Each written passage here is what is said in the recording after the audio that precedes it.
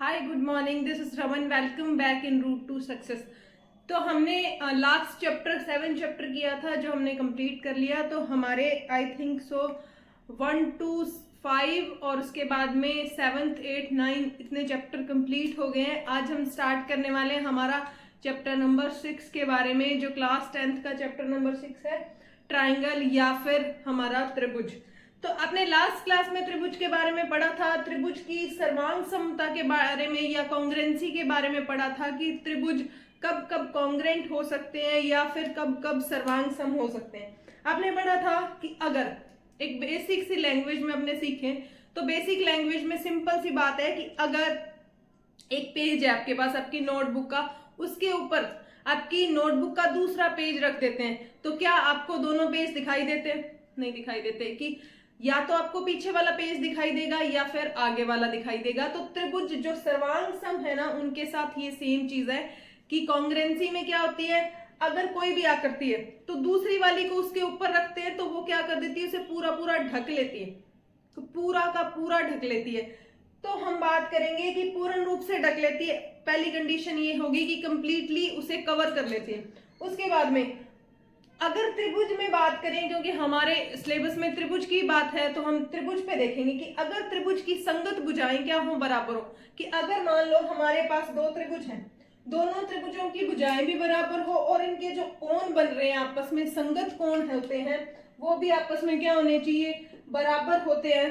तब ही वो दोनों के दोनों त्रिभुज क्या होते हैं, कॉन्ग्रेंट होते हैं या फिर सर्वांग सम होते हैं। इसका कहने का मतलब क्या है कि सारी की सारी जो कॉरेस्पॉन्डिंग साइड है और कॉरेस्पॉन्डिंग एंगल है वो आपस में इक्वल होंगे। तो हमारे जो ट्राइंगल्स होंगे वो कैसे होंगे, कॉन्ग्रेंट ट्राइंगल्स होंगे। तो चलिए इसमें हमारे पास हमने 4 टाइप की कॉन्ग्रेंसी पढ़ी थी। सबसे पहली पढ़ी थी SAS। SAS में क्या था कि अगर दोनों के दोनों त्रिभुजों या फिर ट्राइंगल्स में दो साइड्स क्या हों, बराबर हों और कोई एक एंगल या कोण बराबर हो तो हम कहेंगे कि SAS रूल से वो क्या होते थे, कॉन्ग्रेंट होते थे। RHS वाला जो रूल था वो सिर्फ और सिर्फ किस में लगता था, राइट एंगल ट्रायंगल या समकोण त्रिभुज में। उसमें क्या था कि एक तो उसके अंदर राइट एंगल यानी कि 90 डिग्री का कोण होना चाहिए, दूसरा उसमें हाइपोटेनियस या फिर कर्ण क्या होनी चाहिए, बराबर होनी चाहिए, और तीसरी कोई एक साइड आपस में बराबर होगी तो वो कौन सा रूल अप्लाई हो जाएगा उस पे, RHS। उसके बाद में हमने पढ़ा था ASA।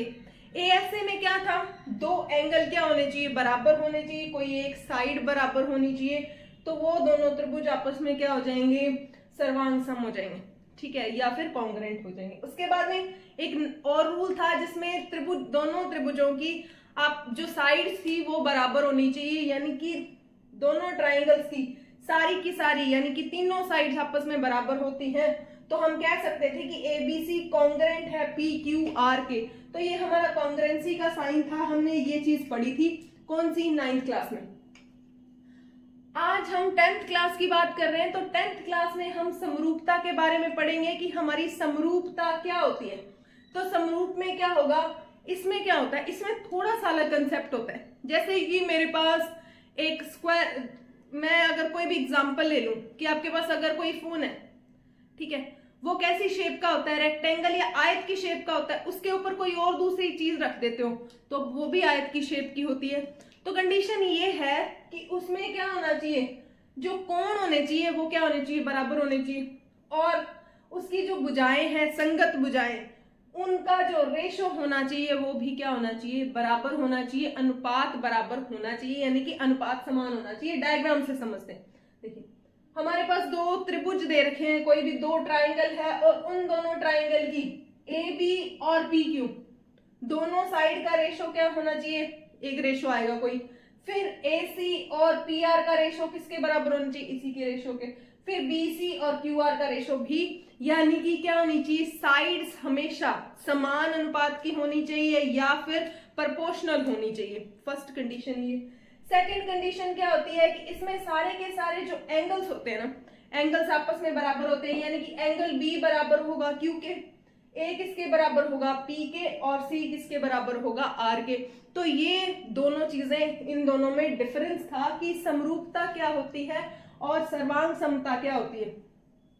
इसका कहने का मतलब ये है कि कोई भी दो ट्राइंगल लेंगे तो उनकी कॉरेस्पॉन्डिंग साइड्स का जो रेशो होगा वो दूसरी कॉरेस्पॉन्डिंग साइड के रेशो की क्या होना चाहिए, बराबर होना चाहिए, और एंगल क्या होने चाहिए, बराबर होने चाहिए। उम्मीद करती हूँ कि ये वाला कंसेप्ट आपको समझ आया होगा। अब हम चलते हैं हमारी 6.1 पे। 6.1 के कुछ एक क्वेश्चन है जो बेसिक सी इन्हीं दोनों की थ्योरी पे बेस्ड है। तो चलिए हम स्टार्ट करते हैं 6.1 के क्वेश्चंस को। देखिए इसमें दे रखा है, फर्स्ट वाला दे रखा है कि सभी वृत्त होते हैं, कि सारे के सारे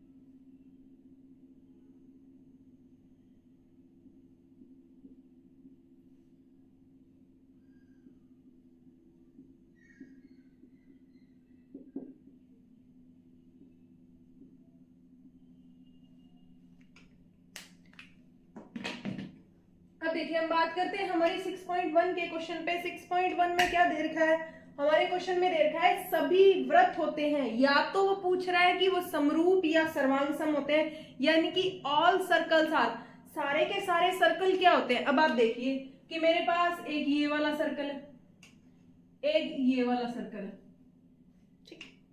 क्या इस सर्कल को मैं इस पे रख सकती हूँ? इसको इधर से देखोगे तो दूसरी तरफ वाला नहीं दिखेगा, ये क्या आता है, सर्वांग समता में आता है। लेकिन हम दूसरी तरफ से देखेंगे तो ये भी तो दिखेगा ना, यानी कि इसको उठा के अगर इस पे रख देना तो इसके जैसा ही बन रहा है, ठीक है, बिल्कुल इसके जैसा बन रहा है। तो सारे के सारे वृत्त या सारे के सारे सर्कल आपस में क्या होते हैं, समरूप होते हैं या सिमिलर होते हैं, या तो समरूप होते हैं या सिमिलर होते हैं, ठीक है। दूसरा उसने पूछा है वर्ग, कि सारे के सारे वर्ग कैसे होते हैं, समरूप होते हैं या सर्वांगसम। अब आप देखिए कि सारे के सारे स्क्वायर कैसे होंगे, एक स्क्वायर है हमारे पास, वही क्या, एक मान लो कि आपके पास कोई स्क्वायर है और उसके बाद में कोई बड़ी शेप का स्क्वायर है, तो दोनों के दोनों आपस में कैसे होंगे, समरूप होंगे, ये भी समरूप होंगे, सिमिलर नहीं लिखना, और सॉरी सर्वांगसम नहीं लिखना, ठीक है, सिमिलर होंगे। अब उसने क्या कहा है कि सभी त्रिभुज समरूप होंगे, कैसे वाले त्रिभुज, कैसे त्रिभुज, यानी कि समबाहु त्रिभुज या फिर समद्विबाहु त्रिभुज। समबाहु त्रिभुज बराबर समरूप होंगे या समद्विबाहु।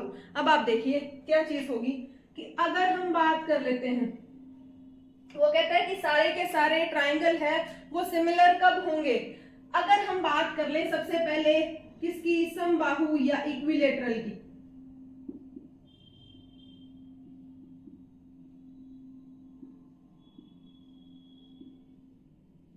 इक्विलेटरल की बात कर ले तो इक्विलेटरल में क्या होता है, देखो कि एक त्रिभुज ऐसा होगा, दूसरा ऐसा होगा, यानी कि उनके एंगल या कोण क्या होंगे, 60 डिग्री के होंगे, तो ये तो समरूप हो सकते हैं। लेकिन अगर हम समद्विबाहु की बात करें तो ये दो, इसकी दो साइड बराबर होंगी, इसकी भी दो साइड बराबर होंगी, इसकी भी दो साइड बराबर होंगी, लेकिन हमें ये नहीं पता ना कि एंगल कौन कौन से बराबर, क्या सारे के सारे एंगल बराबर होंगे समरूपता में, हो जाएंगे, नहीं पॉसिबल। तो हम यहाँ लिखेंगे कि समबाहु या फिर इक्विलेटरल जो त्रिभुज होते हैं वो समरूप होते हैं, कि इक्विलेटरल त्रिभुज आपस में समरूप होते हैं। उसके बाद में उसने अगले सिमिलैरिटी की डेफिनेशन दे दी कि अगर भुजाओं की संख्या समान हो, यानी कि 3 भुजाएं हो, ठीक है, वाले बहुभुज, बहुभुज को हम बोलते हैं पॉलीगन। पॉलीगन क्या होता है, एक ऐसा कवर्ड या क्लोज्ड कर्व होता है, या बंद जो एक फिगर होता है, उसी को हम क्या बोलते हैं, पॉलीगन या बहुभुज। कि अगर एक पॉलीगन समरूप होगा, उसकी sides, number of sides equal है, तो वो समरूप होगा। कब कब होगा, अगर उसके एंगल क्या हो, इक्वल हो, या फिर क्या हो, बराबर हो, कि उसके कोण क्या होने चाहिए, बराबर होने चाहिए, और उसकी संगत भुजाएं या फिर उसकी साइड्स, कॉरस्पॉन्डिंग साइड्स क्या होनी चाहिए, उसकी कॉरस्पॉन्डिंग साइड्स समानुपाती होनी चाहिए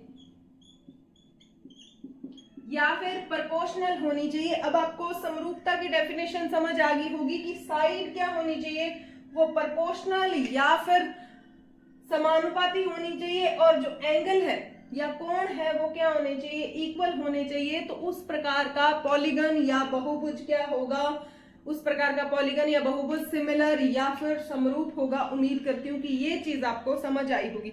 आगे इसके नेक्स्ट क्वेश्चन में हमें कोई 2 डायग्राम दे रखे हैं, आप उनको चेक करके बताइए कि वो समरूप है या नहीं है। अब हम बात करते हैं बीपीटी थ्योरम की, या बेसिक प्रोपोर्शनली थ्योरम की बात करते हैं कि बेसिक प्रोपोर्शनल थ्योरम होती क्या है। चलिए स्टार्ट करते हैं। आपकी बुक में बेसिक प्रोपोर्शनल थ्योरम लिखी हुई है, आप वहां से पढ़ सकते हैं या फिर आप डायरेक्टली यहां से पढ़ सकते हैं। तो चलिए, बेसिक प्रोपोर्शनल थ्योरम होती क्या है कि अगर मेरे पास कोई एक ट्राइंगल या फिर कोई एक त्रिभुज है, मान लो ये एक त्रिभुज है, ठीक है, इसकी इस साइड को आप छोड़ दो, इस साइड पे कोई 2 पॉइंट ले लो कहीं भी, और जब इन दोनों पॉइंट को आपस में मिलाओगे तो ये वाली जो साइड है वो इसके क्या होगी, पैरेलल होगी या फिर समानांतर होगी। कि आपने एक एबीसी त्रिभुज लिया, एबीसी ट्राइंगल लिया, उसकी एबी साइड और एसी साइड दोनों पे 2 पॉइंट ड्रॉ कर दिए, यानी कि कौन कौन से पॉइंट, पी और क्यू पॉइंट ड्रॉ कर दिए। अगर पी और क्यू आपस में पी क्यू बीसी के पैरेलल है, तो ये बची हुई साइड के क्या होती है, पैरेलल होती है। देखिए, बेसिक बीपीटी थ्योरम क्या कहती है कि एक त्रिभुज लेते हैं या एक ट्राइंगल लेते हैं, उसकी कोई 2 साइड पे हम कोई 2 पॉइंट ड्रॉ कर देते हैं, तो उससे उन दोनों से बनने वाली जो लाइन होती है वो तीसरी लाइन के क्या होती है, पैरेलल होती है। अगर वो इस तीसरी लाइन के पैरेलल होती है तो इनकी साइड्स का जो रेशियो है, यानी कि ए पी अपॉन में बी पी बराबर होगा किसके, ए क्यू अपॉन में क्यू सी के बराबर। ओके, ये चीज क्लियर है। यही हमारी क्या थी, बीपीटी थ्योरम थी। कि बीपीटी थ्योरम में वो क्या कहता है कि अगर हमारे पास कोई ट्राइंगल है और उस ट्राइंगल की 2 साइड पे हम कोई 2 पॉइंट ड्रॉ कर दें और उनसे एक लाइन ड्रॉ करें, और वो लाइन तीसरी बची हुई साइड के क्या हो, पैरेलल हो या समांतर हो, तो उसकी उन दोनों भुजाओं के जो अनुपात है वो हमेशा क्या होते हैं, समान होते हैं। उम्मीद करती हूँ कि ये चीज आपको समझ आई होगी। इसको आप ऐसा भी लिख सकते हैं, इसको ऐसा भी लिखा जा सकता है, AP अपॉन में AB बराबर होगा AQ अपॉन में AC के बराबर। इसको भी बीपीटी थ्योरम बोलेंगे। उम्मीद करती हूँ कि ये वाला कंसेप्ट आपको समझ आया होगा। तो चलिए, अब इस पे हमें कुछ क्वेश्चंस दे रखे हैं और हम उन क्वेश्चंस की बात करते हैं। इसी का उल्टा, बीपीटी का उल्टा ही क्या होता है कि अगर हमारे पास उसी ट्राइंगल की 2 वो रेशियो इक्वल है, तो वो जो साइड होगी, जो हमने नई लाइन ड्रॉ करी है, वो क्या होगी, पैरेलल होगी। तो ये इसकी जैसी है, तो ज्यादा मुझे नहीं लगता कि इसमें ज्यादा कुछ है पढ़ने लायक। चलिए हम स्टार्ट करते हैं हमारा क्वेश्चन 6.2 के फर्स्ट क्वेश्चन में दे रखे, देखिए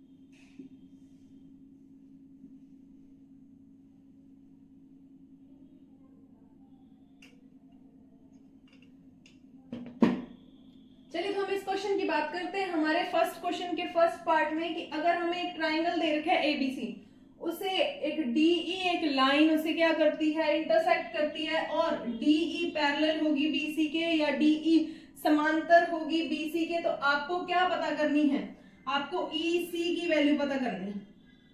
अब हम इसमें कौन सी थ्योरम यूज करेंगे, बीपीटी वाली बेसिक प्रोपोर्शनल थ्योरम यूज करेंगे। बेसिक प्रोपोर्शनल थ्योरम में हमारा क्या था, बेसिक प्रोपोर्शनल थ्योरम में ए डी अपॉन में क्या आएगा, डीबी या बीडी किसके बराबर होगी, ए ई अपॉन में किसके, ई सी के बराबर।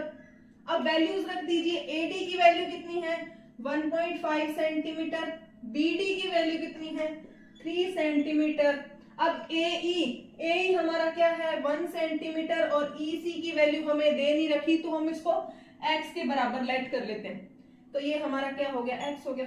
अब इसे क्रॉस मल्टीप्लाई कर दीजिए। आप क्रॉस मल्टीप्लाई करेंगे तो आपके पास देखिए क्या आएगा, 1.5x किसके बराबर होगा 3 के। यहां से x फाइंड करेंगे तो 3 अपॉन में 1.5, जैसे ही पॉइंट उड़ाएंगे ऊपर आ जाएगा 0, तो हमारे पास x की वैल्यू क्या आ गई 2, या फिर हम कह देंगे कि EC हमारा क्या है 2 सेंटीमीटर है। उम्मीद करती हूँ कि ये चीज आपको समझ आई होगी। अब हम बात करते हैं इस क्वेश्चन पे। इस क्वेश्चन में भी सेम दे रखा है कि EC किसके पैरेलल है या समांतर है, किसके, BC के समांतर है। अब आप देखिए इसमें 3-4 चीजें दे रखी, 3 चीजें दे रखी है, हमें फोर्थ फाइंड करनी है। तो इसमें भी आप कौन सी थ्योरम यूज करोगे, बीपीटी। बीपीटी में क्या होगा, एडी अपॉन में बीडी किसके बराबर होगी, एई अपॉन में ईसी के बराबर होगी। अब वैल्यूज रख दीजिए, इसको हम x के बराबर लेट कर लेते हैं, तो ये हमारा x अपॉन में बीडी की वैल्यू देखिए 7.2 इक्वल्स टू एई की वैल्यू 1.8 और ईसी की वैल्यू क्या है 5.4। तो आप देखिए क्रॉस मल्टीप्लाई करेंगे तो x की वैल्यू 1.8 अपॉन में, तो x की वैल्यू किसके बराबर आएगी 1.8 अपॉन में 5.4 सेम रहेगा। ये 7.2 डिवाइड में है, ऊपर जाएगा मल्टीप्लाई में हो जाएगा 7.2। पॉइंट उड़ा दीजिए, इससे ये वाला गया, इससे ये उड़ेगा तो अपॉन में क्या आ गया 10 आ गया।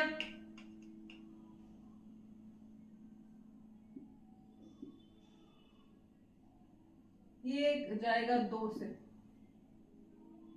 24, तो x की वैल्यू क्या आ गई 2.4 सेंटीमीटर आ गई। उम्मीद करती हूँ कि आपको ये चीज बहुत अच्छे से समझ आई होगी बीपीटी थ्योरम की। बीपीटी थ्योरम में क्या होता है, बीपीटी थ्योरम में हम क्या करते हैं, 2 पॉइंट्स लेते हैं और 2 पॉइंट से ये साइड और ये इनका रेशो आपस में बराबर होगा, और अगर ऐसा होता है तो ये पैरेलल होगी, या फिर अगर ये E और E पैरेलल है BC के तो इनका रेशो आपस में क्या होगा, बराबर होगा, एक दूसरे के कन्वर्स क्या होते हैं, हमेशा ट्रू होते हैं।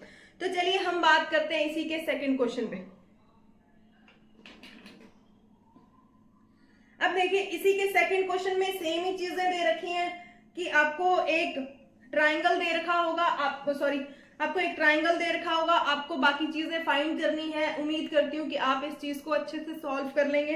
अब हम चलेंगे हमारे थर्ड क्वेश्चन पे। थर्ड क्वेश्चन हमें प्रूफ करने वाला क्वेश्चन है, उस पे बात करते हैं, और वो हमारी आज की क्लास का सबसे लास्ट क्वेश्चन होगा। बाकी पे हम बात करेंगे हमारी नेक्स्ट क्लास में। और उससे पहले आपको वीडियो को क्या करना है, लाइक करना है, शेयर करना है और हमारे चैनल को सब्सक्राइब करना है, और बाकी लास्ट जो क्लासेस हैं उनको भी आपको जाके चेकआउट करना है। चलिए तो हम स्टार्ट करते हैं हमारे क्वेश्चन नंबर 3 को। हमारा जो थर्ड क्वेश्चन है ना, थर्ड क्वेश्चन में हमें क्या प्रूफ करना है, हमें दे रखा है, एक चीज दे रखी है एल। सबसे पहले तो हमें डायग्राम बनाना है, बिना डायग्राम के हमें क्वेश्चन नहीं करना है।